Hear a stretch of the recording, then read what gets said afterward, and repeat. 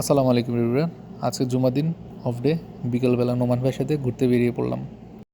নোমান ভাই কিন্তু বাংলাদেশ না, তার বাড়ি হচ্ছে পাকিস্তানের কাশ্মীরে। খুবই ভালো একজন মানুষ।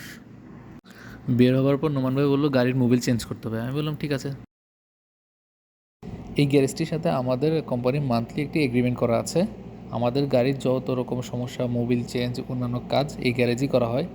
মাস শেষ হলে তাদের যত বিল হয় আমাদের কোম্পানি মান্থলি বেসিস পেমেন্ট করে দেয়।